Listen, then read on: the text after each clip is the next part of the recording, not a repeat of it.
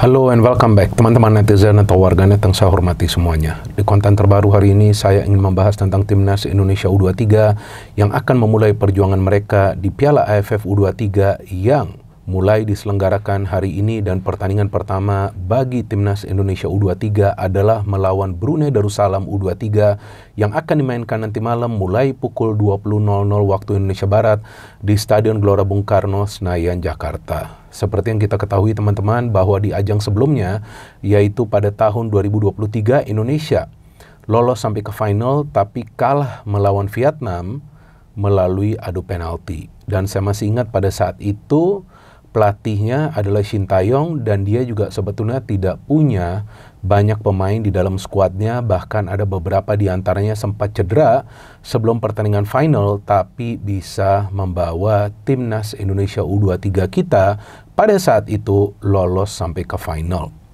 Dan untuk ajang kali ini, seperti yang juga kita pahami dan juga sudah beredar luas di media massa, bahwa target dari PSSI bagi pelatih baru dari Timnas Indonesia U23 yaitu Gerald Vandenberg adalah membawa Timnas ini menjadi juara.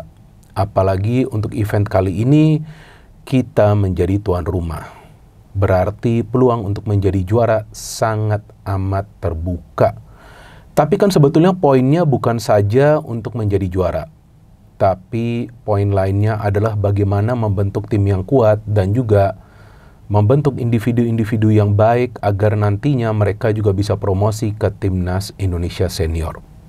Dan menariknya untuk ajang kali ini, Gerald Vandenberg tidak banyak memanggil pemain diaspora dan hanya satu pemain yang dipanggil, yaitu Jan Schraven, karena memang event Piala AFF ini tidak masuk dalam kalender FIFA, sehingga pemain lainnya seperti Welber Jardim, Dion Marks, dan juga Tim Gapens tidak dipanggil.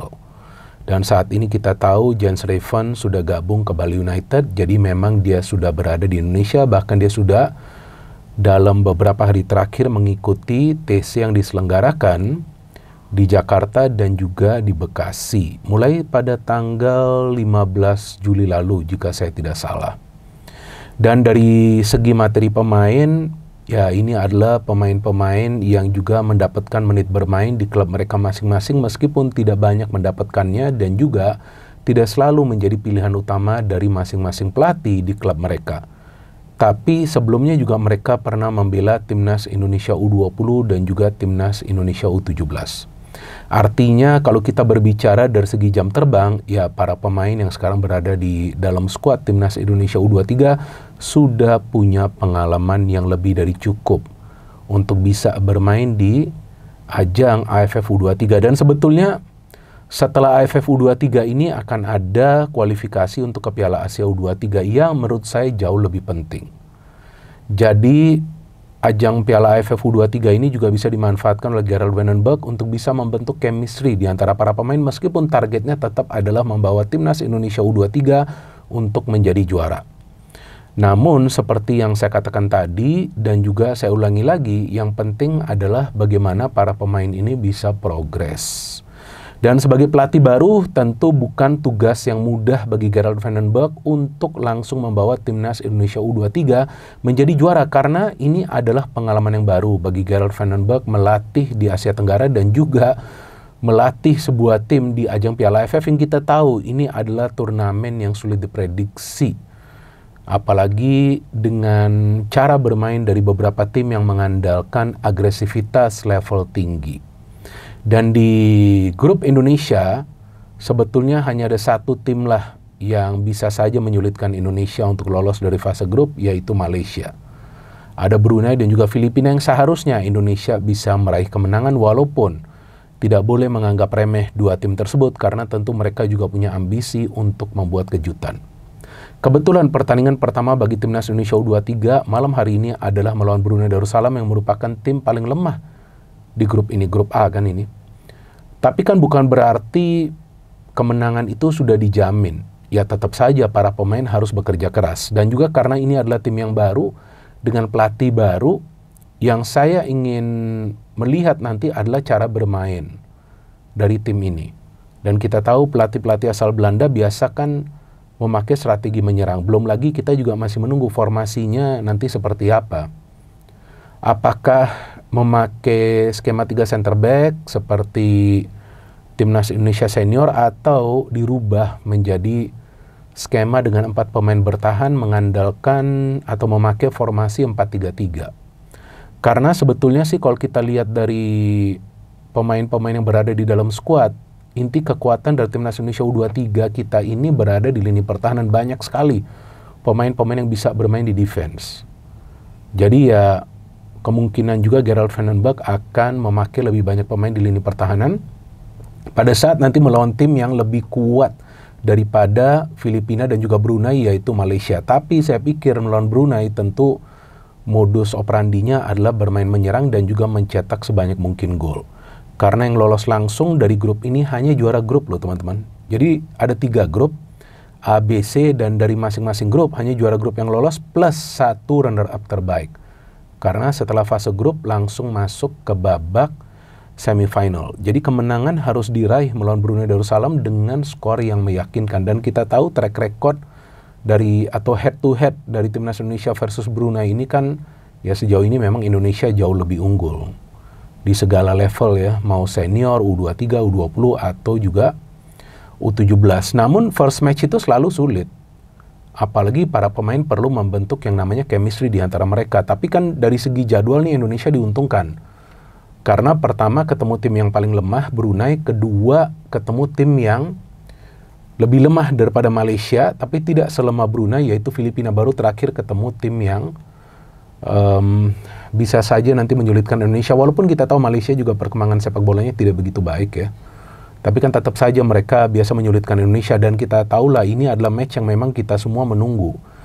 Jadi poinnya adalah bagaimana caranya Indonesia bisa mengemas 6 poin sebelum ketemu Malaysia. Dan di depan dari penyerang yang dipanggil ada Hoki Caraka, ada Jens Raven, dan juga ada Rahmat Arjuna. Nah ini menarik nih. Kalau pakai 1 striker ya kemungkinan Jens Raven yang main. Kalau pakai 2 striker kita kan nggak akan pernah tahu, mungkin 4-4-2. Maka Jens dan Hoki yang akan dimainkan di tengah, kemungkinan besar Arkan Fikri yang akan dimainkan dari awal.